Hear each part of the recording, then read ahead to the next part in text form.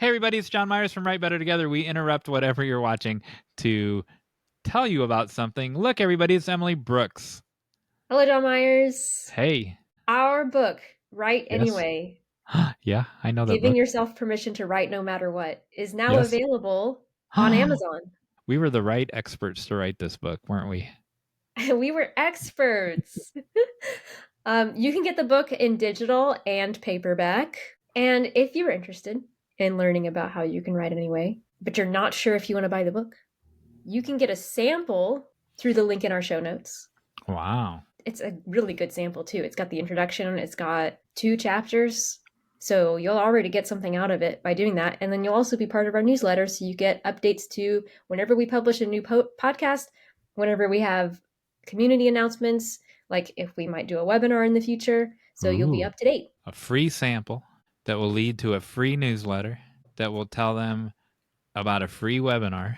And if you do happen to buy our book, we would love to hear about it. We love feedback. We would love for you to share a review on Amazon so that other people can find it. It talks directly to you, it the does. listener. We intentionally edit it that way. With you in mind.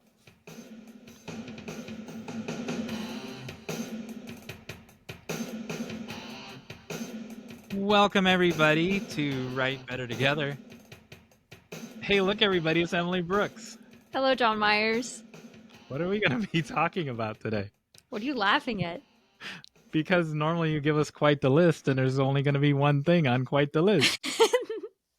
So we've decided, so we have a full episode and we have afterthoughts and then we have commercials. Those are basically the 3 things we do.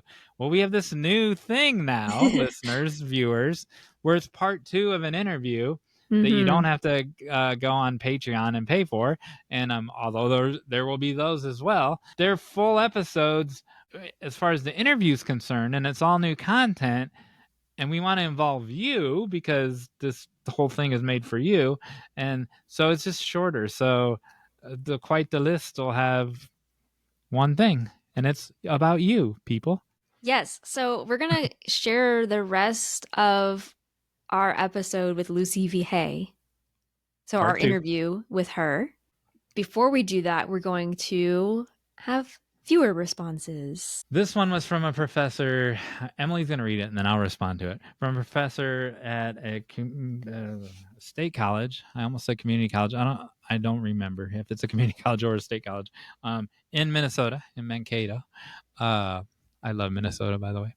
So Emily, what does it say? What does Thomas have to say? So he did a post about how he uses a landline.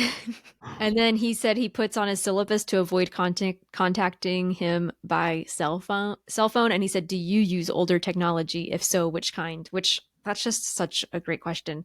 So Jon Meyers, you responded to him just like he responded to us on our video. Yes, I told him that we had a class Facebook page that it originally started to be their vocabulary words, and rather than put them on note cards that I got to look at every day, they shared them with each other. They had 5 note card or 5 vocabulary words every week. But then it turned into everything. It became the collection spot for anything that they did with a video. They use it on their they're on spring break and they're like, oh, Jon Meyers will think this is funny, and they would share it like with the whole class. And in any given semester, there would be 5 classes using the same page, and so 200 could see what 300 was sharing, and 100s could see what 200 was sharing, and it became its own community, and it took on a life of its own. So, are you saying that Facebook is old technology? Yes, that's what I'm saying. When I introduce it at the beginning of the semester, so they don't really say that in 100, like the 19-year-olds, 18, 19-year-olds, they don't really say that. They're just like, okay, I don't have it, but I'll get it. And yeah. But by the time they're in 300 and they're juniors and seniors, they're like, Facebook, that's for 50-year-old gym teachers. Yeah. Someone actually said that to me. And I'm like, well, surprise, you're a 50-year-old gym teacher now because you're going to use it. That's awesome. So then he this is funny. He said, wow, Jon, most of my students are on Facebook even as I'm lecturing, which I'm sure we can all relate to. Nope. That's awesome to know. I'm not the only one using multi-modality to teach. Keep Yes, up the podcast and stay gold. that was great from Professor Tom. I love the stay gold reference. Yeah, that's good too. Classic. So you said that's something we can all relate to. I don't have phones in my classroom, so I don't have that problem. And There you and go. so and never have, never did. And now cities or school districts are starting to not allow phones in the classroom. Wow. I did that 8 years ago. And I was a trendsetter. Nice. I wanted to ask him if he's listening, and maybe I should just put this on the Instagram page. What other forms of multimodality is he using? Oh, that's a good Right? one. Yeah.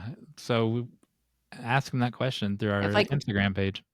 like we had Hunter on and she said she has her students make websites. So there's lots Yeah, of yeah, different yeah. ways that you can have students create things and do something a little different than just writing an essay. So I'm really curious to know that from him.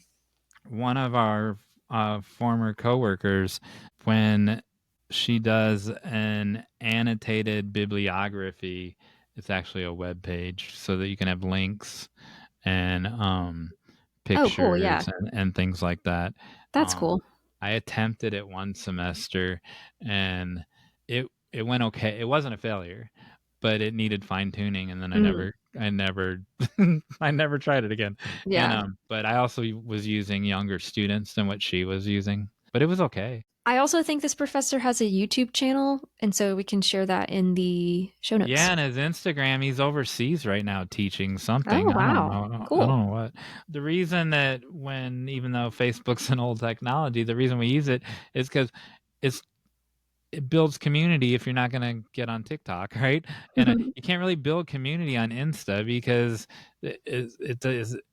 people don't comment back and forth on there. Yeah. So I that's prefer just the things like place. Discord or Slack, but Facebook's a good option because it's so accessible to people. They don't have to download a new app, they don't have to do anything like that. Well, I heard on the internet that I was watching the internet and Emily Brooks said we'll have a Discord someday after we get our Yes, Patreon, people. We'll have a Discord one day. but no Discord in the Discord. No, not allowed. Only No Discord allowed. only like-minded thoughts. Only people exactly like us. Yes. We'll create a bubble. Yes. Come into our bubble. All right. All right, here is the rest of our conversation with Lucy B. Hay.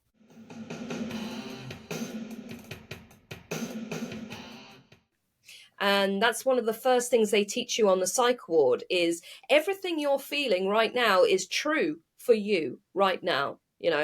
I mean, one of my psychotic episodes, I was convinced that the people that stole Madeleine McCann were going to steal my baby at the time, Hmm. because my daughter was born on the same month. She had the same pajamas and she had the same toy at the time as Madeleine McCann. So she also looked as a toddler quite like her, very cute, little white girl, short hair. And I was so mentally ill at the time, I was absolutely convinced that someone was going to steal her. And I was basically locking down all the windows, patrolling, going round the house, making sure nobody could get in, all of this kind of stuff. And I remember going, and yet at the same time, I felt like I was being stupid as well, because I sort of knew in that one that I was being OTT, but I couldn't stop myself from doing it either. And so when I ended up seeing the kind of emergency psychiatrist about that one, I remember he was the first one that kind of validated me ever, because whenever I'd had, severe anxiety attacks where I couldn't sleep, I couldn't eat, I couldn't stop being kind of OTT about security, all that kind of stuff. All the people in my life at the time had said, just calm down, stop being Yeah. ridiculous, you're being stupid, you're being this, you're being whatever. And never once asked me a question, why are you feeling like this? Never. But they wanted to tell me how wrong I was, how bad I was, all of this kind of stuff. And he was the very first person that ever validated me, because I came in and I said, my daughter looks like Madeleine McCann. I think she's going to get stolen, and I know it's stupid. I said it all in one, and I said it all in one breath. And he went, wow, that must be really frightening. Hmm. And I went, pardon? And I started crying because no one had ever said to me and empathized with me ever until that point. Wow. And I was 26 years old, you know? Because whenever anybody had empathized with me before that point, it was always for a reason that benefited them in some way. So basically, they were buttering me up. So Yeah. any need that I had or any issue that I had, was not real. Everything they felt was true and real. Everything I felt was a lie or an exaggeration at best. So yeah, that was a really, really kind of strong moment in my history. I can remember it really, really clearly. And I remember that psychiatrist, and I never saw him again. But because he was just an emergency on-call doctor, and for him to say, wow, oh, it must be really scary, not, oh, let's reframe it, let's do this, like a lot of psychiatrists do. He saw that I was in crisis, and he empathized with me, and it was so powerful. Sometimes you just need someone to go, wow, it must be scary inside your head, because for some of us it's so frightening you want to die. It's that bad. But people too often go, oh, you're exaggerating, or oh, you're looking for attention. There's a meme that goes around Facebook that says, a psychiatrist says, was talking at this university about various, patients in crisis. And the person who tweeted said that she put up her hand and said, don't you worry that they're looking for attention? And the psychiatrist turned to her and said, are they looking for attention or are they looking for support? Hmm. I mean, wow, that is a powerful reframe right there. Yeah.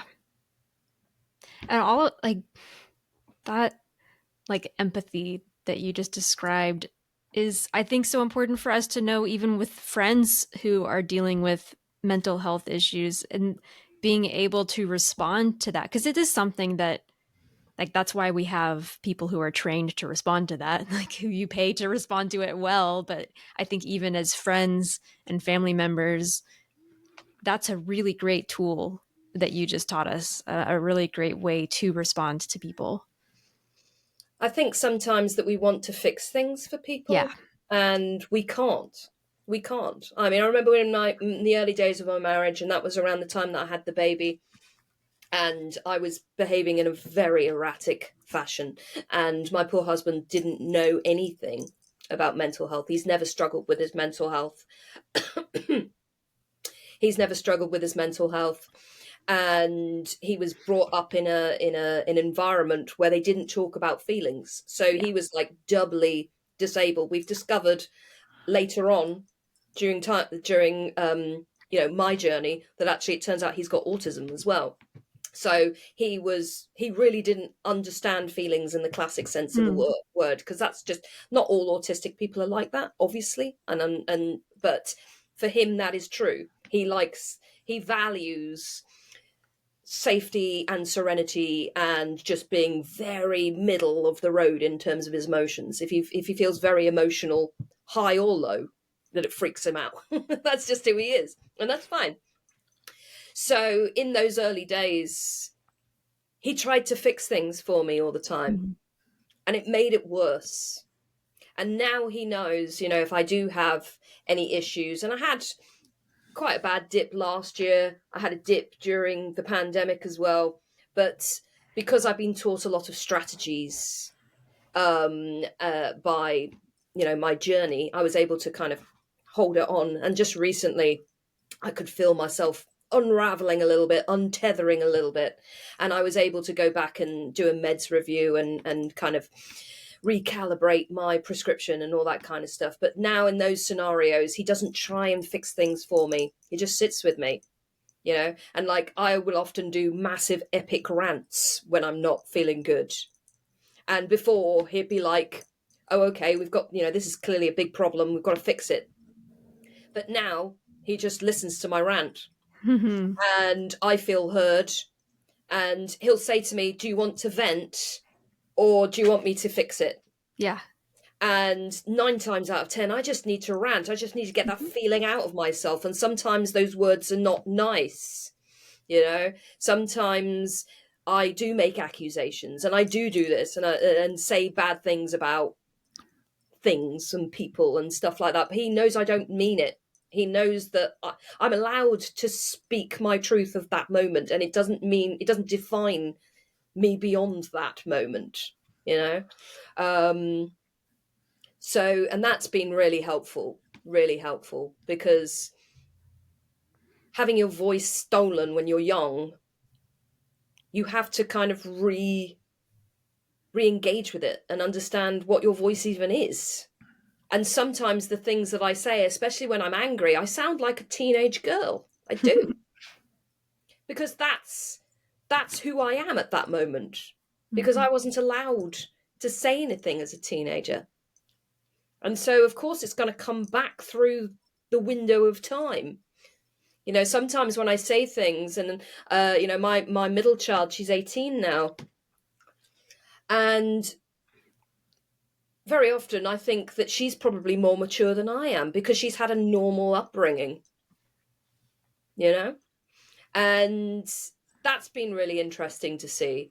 You know, she's had various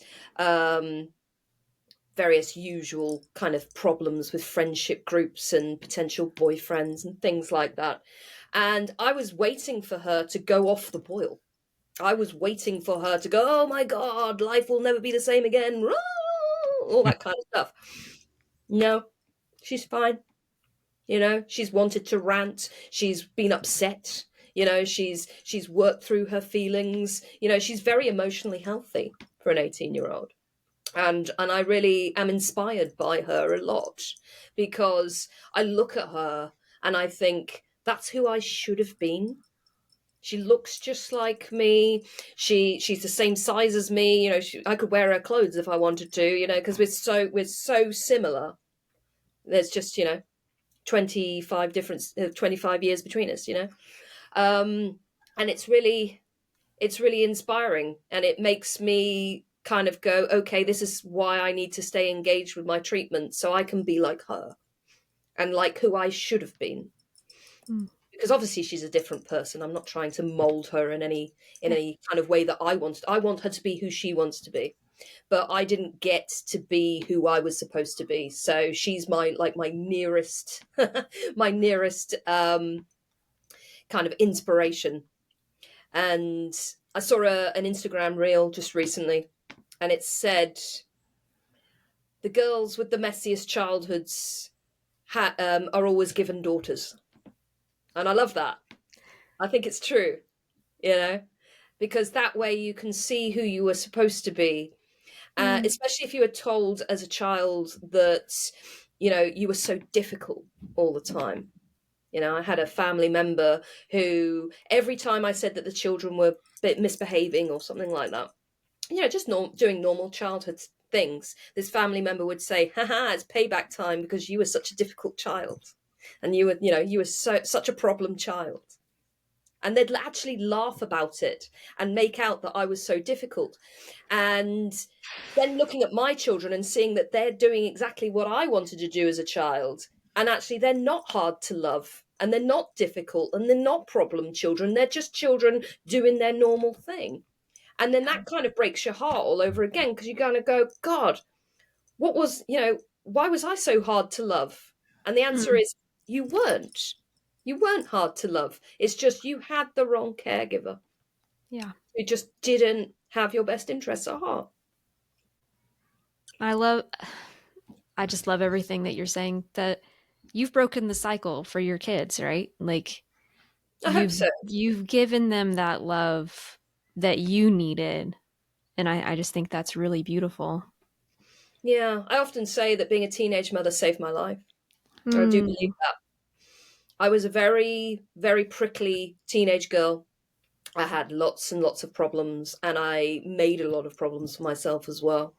I was very promiscuous, drank too much, took too many drugs, you know, fell in with bad crowds, got into petty crime, you name it. I did all of it.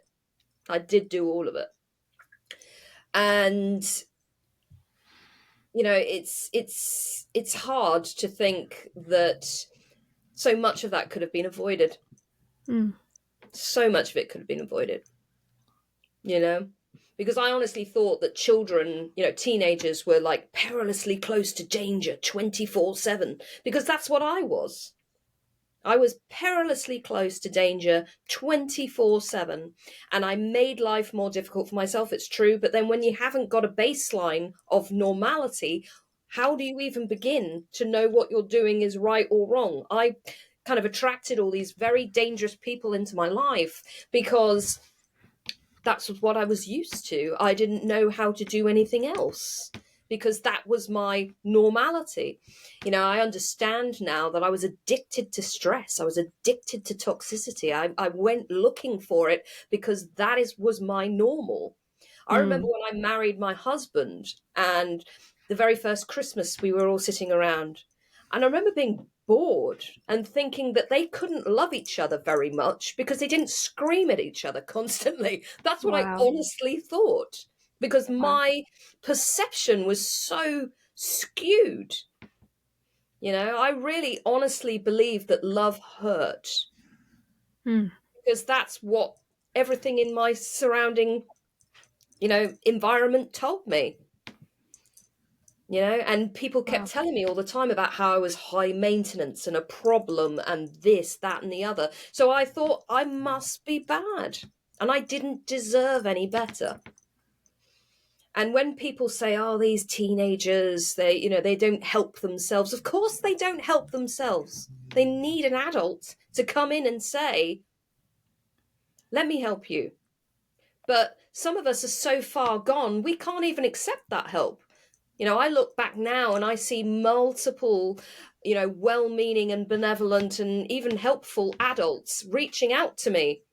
But I, at the time, thought they must have an ulterior motive, that they must want something from me. So I rebuffed every single one of them. So I ended up completely isolated as a young adult. And I didn't know what to do.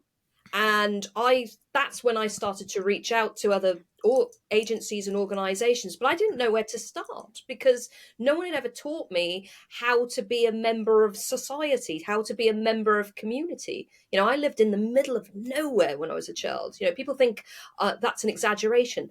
There was no one there. There was just us and a holiday cottage. That's it. So as a result, how could I be a member of the community? I didn't know where to look. I remember going to a church with my baby in a backpack, and I turned up at the church and I said, I need to speak to someone. And there was this guy there, and he wasn't a priest. I don't know what he was. He was some, like, I don't know. I don't even know anything about churches and religion and all that kind of stuff, because it was just complete. I'm not even an atheist, because my family just thought it was, all of that stuff is irrelevant. So I don't even know anything about it was, but he was something to do with the church, but he wasn't a priest. And he goes, what do you want to talk about? And I said, I don't know, but I just feel like life is just unraveling. And he went, okay, we can talk. And I said, and I remember thinking, I can't tell this man because I was suspicious of men. Let's just say that. I was suspicious of men for a variety of things that have been done to me. I was suspicious of men. And he seemed like a really nice guy, and he seemed like he really wanted to talk to me. And then before I could talk to him, I just turned on my heel and I ran out. I couldn't do it, And it was, so how do you help yourself unless somebody actually kind of comes and gets you and goes, come with me? And of course, nobody did that because I spent so much time on my own. So, and there was no social media, there was no real internet, there was no internet on phones in those days, things like that. It was really hard to find people. I hope that young mums in particular and teenagers who are having those kind of problems where they just don't know where to start now would be, have a better opportunity to kind of Google things and stuff like that. Because, I think social media is very powerful in bringing people together. And even things like Googling, what do I do if blah, blah, blah, is going to lead you to somewhere. Whereas in those days, where do you start? I was so proud. It's gonna lead them to you, Lucy. Yeah. Seriously, Yeah. like, I have goosebumps. But that's why you have to keep saying this and saying these things, and that's why this crazy writing podcast, well, like, this is why we talk about this stuff, like real life stuff, and not about sentence structure and and things like that. Because this this I don't even know how to say it. This is the life part is the important part, and then the rest, it doesn't matter what your job is. The rest falls into place after you deal with the life stuff.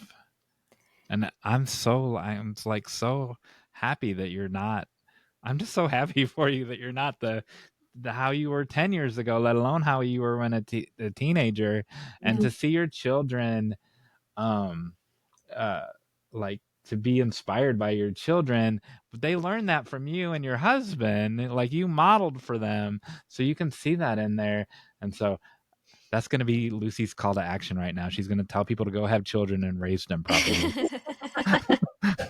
Right? No, don't have children unless you really want them. Don't do it. You know, I think there can be a pressure on people to have children because it's the thing that you do. Yeah. And That's a good point. you know, I have children because I always wanted children. I always knew that, you know, even as a small little girl, I would have dollies, and I would, you know, they were my babies and things like that. And I love to do that. And I've loved being a mother, and I loved it when they were very small. Having said that, I find babies a little bit boring. They're a bit dull. It's like they don't do anything. You know, once it gets to kind of toddlerhood, I think my favorite age of all is probably 8, because they are nice and self-sufficient. They do their own thing, but they still want cuddles with mummy. They still want to go on the sofa with you and all that kind of stuff. You know, they're not really independent, but they have a little bit of independence, but also they want to be kind of, you know, snuggly with you. That's my favorite age in terms of childhood. And I'm looking forward to having grandchildren who are that age as well, and I'd like to look after babies as well this time around, because one thing that happened with all 3 of my babies, unfortunately, was terrible things happened in my pregnancies for each and every one of them. So as a result, I wasn't able to enjoy their babyhood because I was so worried and so freaked out all the time. You know, the first time I was a teenage mother and I was abandoned. The second time I had a massive psychotic break when I was pregnant. Looking back now, I can see that happened. And then obviously when she was a baby, I thought she was going to be stolen as well. There's a variety of other things that happened around that time. We were in financial crisis as well, and then for the third one, I had cancer. So I didn't 3 children, and I didn't get to enjoy the babyhood of any of them, which was really tough, and I felt bitter about for a long time. But I've also learned that I can count my blessings as well, because they were all healthy. None of them have got any major problems with or disabilities or anything like that. All of them have done very well for themselves in terms of school, in terms of having friends, in terms of being normal children. And obviously we've had various challenges, and something that happened that was very bad in 2019. But apart from that, everything has been okay. It's just been that mum has almost died multiple times. So obviously, like my eldest child, he had very bad health anxiety for a long time, for obvious reasons, because I nearly died so many times. So as a result, he was worried that he was going to die a lot. And he's, you know, he's had therapy and stuff like that. And, you know, he seems to be leaving that behind now. But as a teenager, that was tough for him. And I felt a lot of guilt because that was my fault. But, you know, at the end of the day, I couldn't help almost dying. But also at the same time, looking back now, I think, well, if I just walked away sooner, maybe I could have healed quicker And maybe things like cancer and multiple psychotic breaks and stuff like that wouldn't necessarily have happened at a time that was quite tumultuous for him, which, because being a teenager is a tumultuous time just generally. And it was just really bad luck that they coincided, those two things. Because it's not my fault that I almost died, but it's not his fault that I almost died either. And his behavior was very, very bad as a teenager, which kind of created a cycle of problems in the home. And getting over that and rebuilding that relationship and actually getting him to trust me again, it was tough. It was tough. And I felt a lot of guilt about that, because as his mother, I wanted to shield him from all of that. And I think I did a fair job, but at the end of the day, kids are not stupid. And he knew that I was in deep, deep trouble, and he didn't know how to process that. And that created some major friction in the house when he was sort of like 15, 16. It was tough. It was really tough. But at the end of the day, it's like the cliche, isn't it? What doesn't kill you makes you stronger. I don't think it necessarily does, but I think traumas can inform your ability to see who other people are and what they need, especially if you are a caregiver yourself. At the end of the day, he was, I was the adult, he was the child. And however difficult his behavior was, I had to remember that. And I had to realize that there were reasons he was doing what he was doing. It wasn't because he was ungrateful. It wasn't because he was a problem child. It was because there was chaos in the house. There was chaos in the house, and I wish I could have given him that gift of clarity and healing before I did, but I did eventually. And that's something that's better than nothing.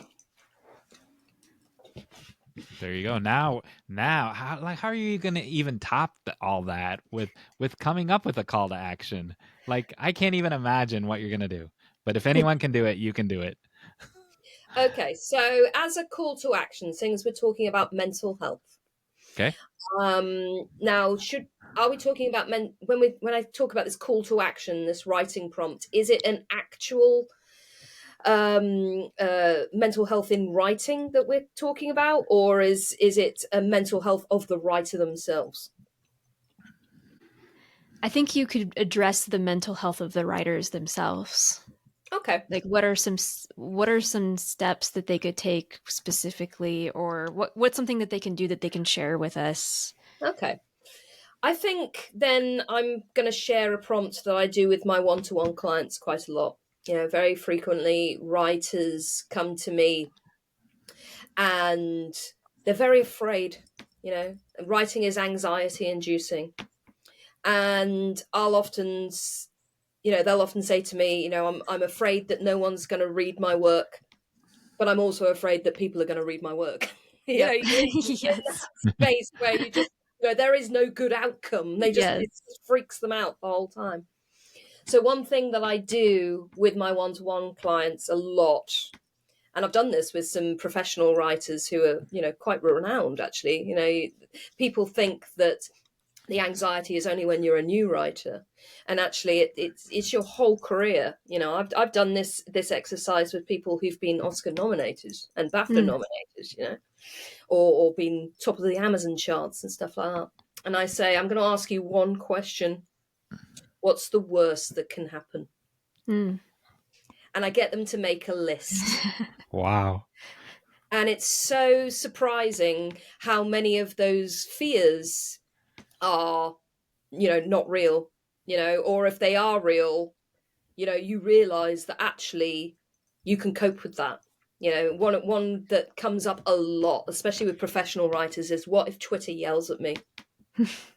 Oh my goodness. Because it's really stressful. The thought that you might get ratioed on Twitter is bad. I've been ratioed Yeah. on Twitter I don't know how many times.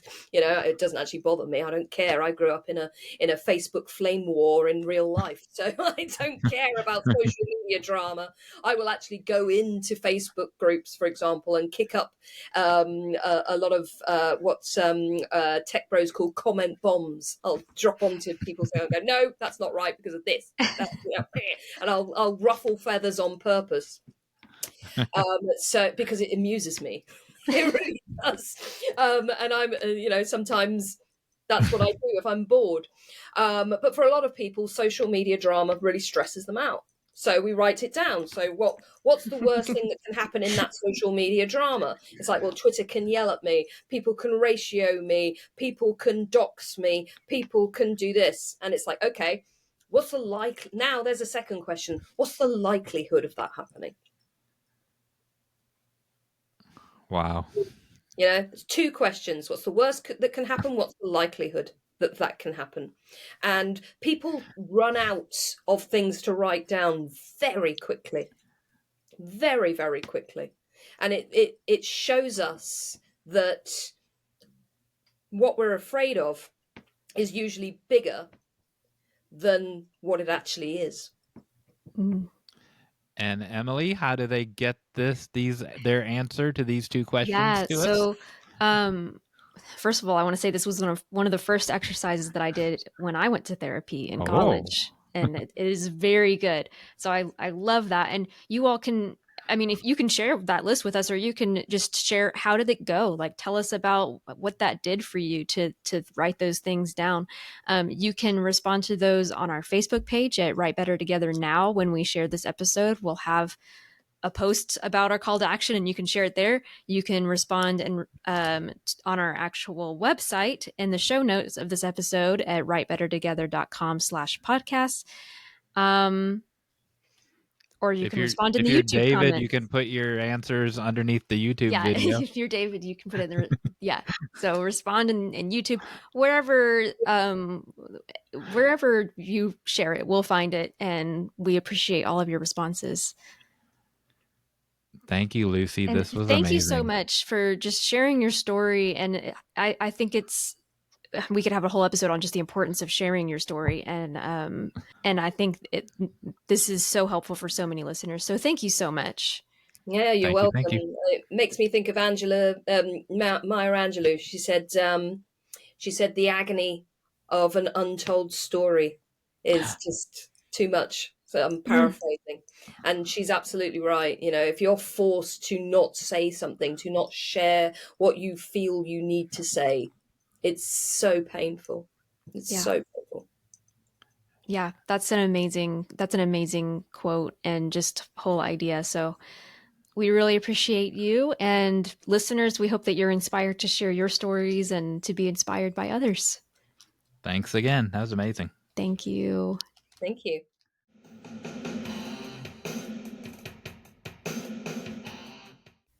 So powerful. I'm glad. First of all, let me say I'm glad you left the call to action in, so people can do the call to action even though you're watching this during a different week. There's no time constraints to doing that call to action. But it's like, so we had your dad on recently, and I wanted to ask him, and I didn't. I wanted to make him cry. Oh, not really. He's raised. There's 3 of you or 5 of you? I don't even remember. There's 4. There's 4. The average of 3 and 5. Yeah. 4 of you, all creative in their own way. And that's amazing that he raised, and your mom raised 4 creatives.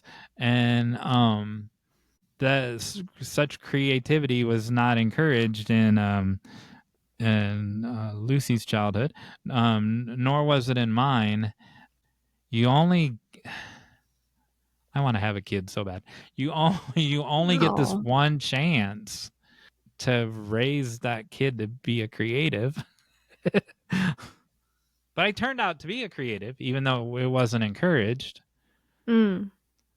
So maybe it is in you anyway, because you're made into his image, and creator creates creation. And so if you're made in his image, you create because he's a creator. Yeah, I think it is in everybody. Like, truly, I think everybody has it in them. I think it's stifled a lot, and I think it can even be stifled by yourself if you're insecure. Um, I'm not saying that everybody is like excellent at creating whatever they're creating, but I think that I think we all have a, an innate desire to create something. Yeah, pulling it back to what we were talking about at the beginning of the episode with Professor Tom. Uh, when you get them, when you get first year students who are 18 and 19, the biggest, that's why we spend the whole first week team building. They've never had anyone, there are exceptions, but the majority of them never had anybody that cared about them or never had anybody that um, cared about what they had to say. They never had anyone tell them, hey, you matter. Never. Like, they never heard that. And I was one of Yeah. those. Hmm. When you were growing up, you weren't one of those. You heard that you were important and that you mattered. The more people don't hear today, in the last 8 years or whatever, uh, more people don't hear it than hear it. Yeah, and it's interesting because this is just like absolutely that's true. On the flip side, I think some parents can put too much pressure on their kids of like, you have to matter, you have to do something important, you have to, I think there's a balance. And we've I, talked before on the podcast about how like if I have a kid who's interested in sports, like I'm gonna I'm gonna parent that. I'm gonna nurture that. It's you nurture whatever they're becoming. I think speaking of my parents, one of the ways my dad has described it in the past is looking at what's growing, like what kind of seed are we becoming, like what kind of plant are we becoming, and then nurturing that instead of trying to like force them into being what you want them to be. I like that. I like your dad. Me um, too. uh, since this is the number one podcast for sporting information, um, so I like that analogy that you gave with sports, where the parents can push whether it's the arts or sports or creativity. Um, it kind of fits with what I was saying, though. I have had many, can't name any of them, but I have had many star athletes who, at the end of the semester, because they have to do a creative element every Tuesday, right? They're like, I didn't even know I could, like, they hold up their drawings or whatever. I didn't even know I could do this. I've never, like, no one's ever encouraged me to do it. And because they're such low stakes, they get a 9 out of 10 or a 10 out of 10. Yeah. They're just encouraged. And some of them are real good. So there was this one guy who wants to be a senator when he grows up. And that's been his dream since he was 6 years old. We don't ever talk about politics, but he wanted to go into politics. He was super nerd about econ. Like he knew 19-year-old knew econ.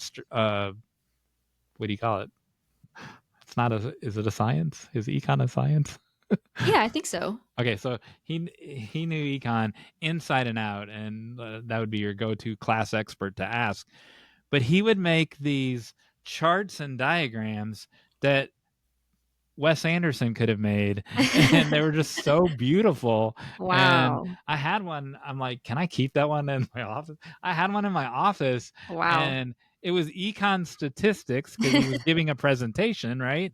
But the artwork of it was beautiful, and Wow. he's like, no one's ever asked me, like, or encouraged me to show my artistic side on my charts and graphs, but they really were. So there you go. I love that. I think that I think what we say to kids matters because one of the things that happens is we'll say, like, oh, you're so athletic. Oh, Mm. you're so good at writing. And those things are good to say, right? But I think that it can also pigeonhole people into like, that's the thing that you're good at. You'd be surprised how many people are so multifaceted that they can, they can be athletic and be poets, right? In our episode with Hunter Little, she had the one student was Mhm. like, I didn't even realize this about me. Yeah. Right? Yeah. And yeah, so you hear that all the time. Very Yeah. good. Look what you caused, Lucy. You brought all Yeah. this conversation out. So good. Thank you again, Lucy, so much. We really, really loved that conversation. And if our listeners want to hear more conversations like that, they can subscribe to our podcast wherever they're listening. They can share this podcast with their friends and write us a review. We would Write a review. love you to write a review on Spotify or Apple Podcasts or anywhere you're listening. That Here's a helps little other people find us. Here's a little cheat hack too. Here's a Oh, hack. Sometimes when your friends like say something, I don't know, let's say your friends are on Facebook or on anything, on YouTube or are commenting about creativity or whatever, you can take one of our videos and just instead of sharing a meme, just answer them with one of our videos. yeah. And then you don't have to use us as your brain. You don't have to think of a response yourself. Just agree with us and share our video. Cite us. Yeah, there you Use go. us as your source. Cite us. All right, everybody. Well, we Couldn't have done done it it without you. without you.